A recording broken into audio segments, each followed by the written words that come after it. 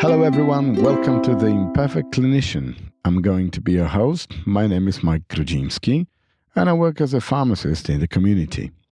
With me in the studio there is my co-host. My name's Ewan To and I'm a senior pharmacist working in primary care. Okay, this is nerve-wracking. Let's start. Why did you start this, Mike? Why did we start? Well, I noticed there are a lot of podcasts and resources in the clinical side of work, but nothing directly addressing the non-clinical sphere of our development that will help us to get better as individuals, to become better clinicians, professionals and leaders. Oh yeah, I totally get that.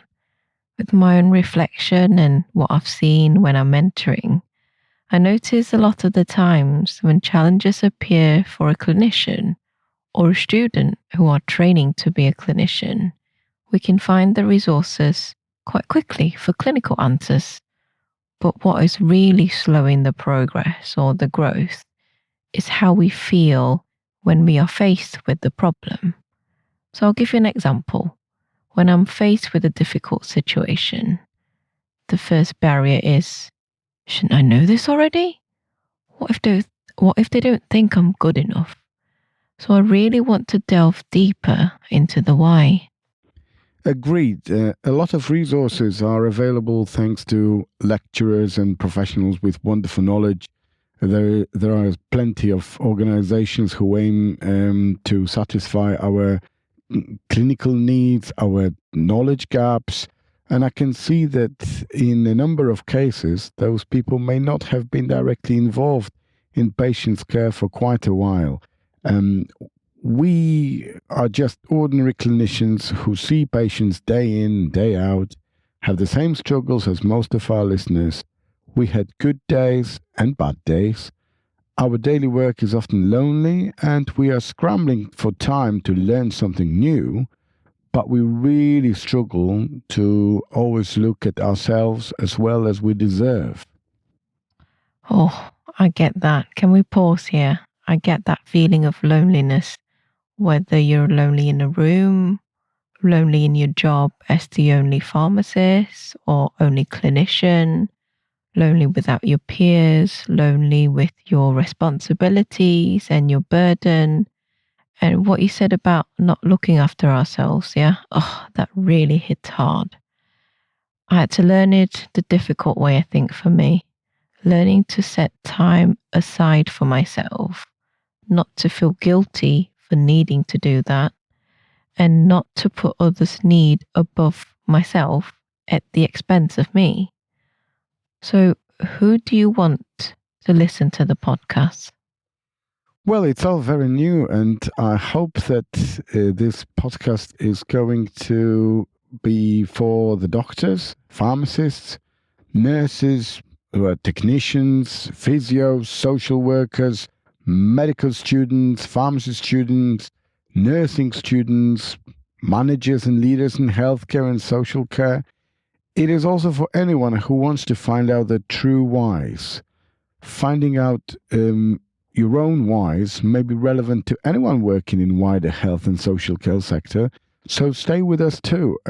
Also for those who are acclaimed lecturers to go back to where they started and see if their whys from then are still relevant and compatible with the current selves. How about you?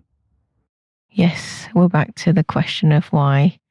I think for myself and a lot of us, finding out the why will inevitably involve digging deep into the past, reflecting on the present with why, what, and how the experiences shaped me. So, what I'm hoping to achieve is personal self growth. And for me to gain the skills, really transferable skills, to be a better clinician, leader, to better support people around me. So, to all the clinicians and to those who are interested in learning, I hope you will join us on this journey. Okay, so why are we doing it now? I think for me, the pandemic for the last 2 or more years has been a nightmare with the constant uncertainties. With us as the frontline workers, we gave everything and more with everybody who worked alongside us, everyone in primary, secondary, community, anyone in the healthcare setting, social care setting, really gave their all. And the lockdown has been arduous. And for me, it's been a huge magnifying glass, something that I couldn't really control on all the fears, anxieties, and insecurities in both the professional and personal aspects. I think a lot of people will relate to this in terms of worrying about family, dealing with the daily stresses, and the list goes on. It's hard to accept. We don't know what's happening. It's hard to be okay with that loss of control. And I have to keep telling myself we're doing the best that we can. It's scary. It can be overwhelming. And it is okay to feel. That's absolutely spot on, because I think that although the pandemics multiplied those fears and considerations, but I think they become even more pronounced now, going back to sort of normality. For me, COVID and the whole pandemic was quite curious time. Despite terrible impact on many, I wonder about how much it taught me. How many things I have done I would not have even pondered about. I had an opportunity to work to support clinicians in 111, the non-emergency health phone line, if there's anybody listening from not necessarily UK. I conducted multiple online remote consultations. I completed my prescribing qualification as well, and somewhat got used to the new ways of working. That occupied my head and kept it sane from all the negative impacts of the pandemics, not being able to see the family, not being able to travel, or doing the things that we like. Yes, I get a lot of that. It forces me to deal with how I feel in ways that has never been done before. So, like you said, without the traveling, without seeing family, I feel like my distractions have been reduced forcefully due to the lockdown. And I'm forced to do a lot of introspection. Some are hard, some are scary, and a lot of it resulted in tears. But most are extremely liberating after continuous work into it. I used to loathe the lockdown and blame it and resent it. But after days of facing my fears, I occasionally feel it is a blessing in disguise. I also rediscovered my joy of certain activities and hobbies, like playing the piano and painting, so I'm having mixed feelings about it. I then notice how I grew as a clinician, or a person directly first, and then how it impacts how I am as a clinician and a mentor. It got me thinking, have we been looking at it differently? Do you remember our conversations prior to us starting this? Well, we always spent a lot of time talking, but I think that something changed as we noticed that we feel better after discussing important personal matters. And despite me being a rather happy person, I had this faint feeling that I am becoming more consciously happy. Hard to describe it really, but I was always aware that the only person that can make me happy is myself. But I guess I started to understand a bit better how looking into my own personal whys allows me to recognize how my internal mental nucleus affects layers closer to the skin, to what you can see outside, to what others can see, and how you promote yourself as a person towards your staff, towards your patients, towards your colleagues. We have been doing this retrospection for the first time really together, and what it's like to be a first timer. I mean, this is a podcast that we're doing. It's the first time we've ever done anything like it. What does it feel to be a first timer for you? Honestly, I don't know how it's going to work. I don't know how it's going to sound. It is hard, and I want to be authentically myself, but also trying to protect myself and having my armor up. I've never done this before on my own, let alone with you as a co-host. And prior to my conversation with you, I'm having conversation in my head. So there's this part of me saying, what if it's not right? And then the other part of me saying, it's a learning journey. You won't know everything. And then the doubter, or the person that doubts myself, self-doubt appear. What if I'm not good at this? And then the reassurance appear. You will make mistakes. You will learn from it. And I just sometimes look at it a bit more optimistically. Maybe one day I'll come out of it thinking, can you remember the time it was hard? And we can have a laugh about it all. I'm having a laugh now. There is a first time for everything, I guess. And in my head, there is this like conviction that we cannot be the only ones having those questions, considering issues that need discovering, doing like a sort of brain or mental stock take, doing a checkup from the neck up, as the saying goes. Some of the issues we sweep really into like under the blanket of our brains. We would rather for them to stay there. But that blanket also covers other important parts or ingredients of our happiness, like discovery, security, self-love, or curiosity. Those are often buried under our everyday lives that is rushed, that is more exposed to others. But those things, I believe, are those parts that make us.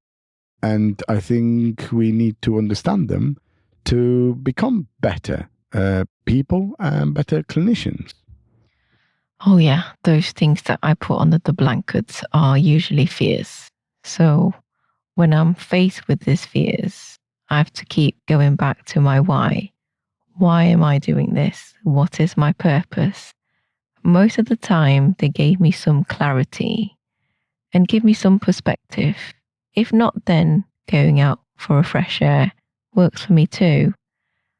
Most importantly for me is I have to see the fears and not run away from it. So like you said, not just sweeping under the carpet. I need to normalize it. I do it by talking to you when we plan about how I feel. And when I realize I'm not alone, when we have a mutual agreement on how we're feeling, it's liberating. It's like popping a balloon that's about to burst and the pressure's release. And I find embracing the fears or sitting in the discomfort allows me to learn to adapt to the fears. And with time, it eases. Well, I'm not going to lie if I say that on a scale of 1 to wonderful very, or starting with a curious to explorer, that's me who is the curious one, and you are the explorer, because I'm definitely the one that is less, shall we call it, enlightened and less rehearsed in the topics of our chats. You have been working on your meditation for a while now, and I wouldn't even know where to start with it, and never thought I would find it necessary. I'm very excited, but also nervous that I can ask questions you and the listeners might consider irrelevant, unnecessary, or just plain stupid. Well, keep in mind I'm new to this and often might play devil's advocate just to see where the limits are, where are there, those tricky corners, or like gentle reminders that not all questions might be sane. I hope you're going to confirm that there are no stupid questions, just poor answers. Because sometimes in my head there are those questions that have to be asked. That's all. Oh, I know how you like to debate with me. You can't see me now, but I'm rolling my eyes. The nervousness, what you've just mentioned there, is paired with excitement. So the excitement to share, the excitement to grow alone, together with you and with the community, and the excitement to be of help to others. I guess this is the reality of first timers. That's what keeps us growing, I guess. That's what makes the brain fire. You know what? It's the same feeling when you are a first timer in a job, or first timer being a parent, or first timer being new in anything, whether it's professional or personal. The feelings are the same. It's going to take longer. It's going to be harder until I feel that I'm on even ground. And until then, I need to learn to be okay, to feel all the wobbles along the way, learn how to be okay with falling flat on my face sometimes, learning to balance and learning to get back up again. Well, this is why I am excited to see where this exploration is going to take us. Well, let's stress where it's going to take us and our listeners. And I hope that we come across a single person, maybe two, who can say, I thought of that too. Or maybe someone who would listen and say, oh, I never thought of that, but maybe I should. We shall see. I hope our listening will not waste time with us and can benefit from the ride. Or even better, join us and share. Lovely. Right. Shall we get into the nitty gritty? Okay, yeah. So we, in this episode 0, want to tell you that we have in this season the topics, ideas we want to discuss that are formed into episodes. Okay, so we might sometimes call them moments, although I'm not sure they're going to be very short, or stops to discuss things, to pause and discuss things going forward. So we are hoping to be learning from our own experiences, from each other, from you, and your feedback too, hopefully. Yes, I think we will be open, inquisitive, and raw. And it might get messy. We'll be doing a deep dive, or probably a lot of that, telling our stories. And I hope you will relate to the feelings on our journey. Like Mike said, we're hoping for you to pause with us and reflect. Reflect on your journey so far. Relate to what we're talking about and rise above where you were before. Yeah, we will be talking about hard and soft skills and why we don't really like calling them that. Then we want to consider where we are now, and to understand it, we need to unpack what brought us here. So in order to start the journey, we need to unpack the baggage. It's the other way around comparing to normal traveling, but we're going backwards first. We will also be looking at vulnerability and why we are afraid of facing our fears. Then it will be time to explore our authentic self. Oh, and how can we explore authentic self without looking at hidden armors like shame and guilt that we're not even aware that they're there? How do we practice self-compassion? What's the difference between coping and thriving, which a lot of people might be doing consciously or unconsciously during the lockdown? And why is it necessary? How do we level up? Well, I think you're telling people a bit too much now. I think we're going to leave it for the episodes. Oops, sorry. Right, so almost finally, we hope to achieve transformation, and absolutely finally, just a snippet, we want to engage with you in a ripple effect. So now let me tell you a little bit more about the domestics. So we are going to be releasing weekly, and we would strongly encourage you to subscribe on your favorite podcast platforms and join us on the Imperfect Clinician social media pages. Facebook, Instagram, YouTube, and Twitter are at your disposal. When we are ready, we are hoping to get our own website up and running too, so stay tuned. Thank you for the time you took to listen to this episode 0 of our podcast. We shall be in touch soon. Don't miss it. We won't. Goodbye for now, and mind how you go. Bye for now. Thank you, everyone.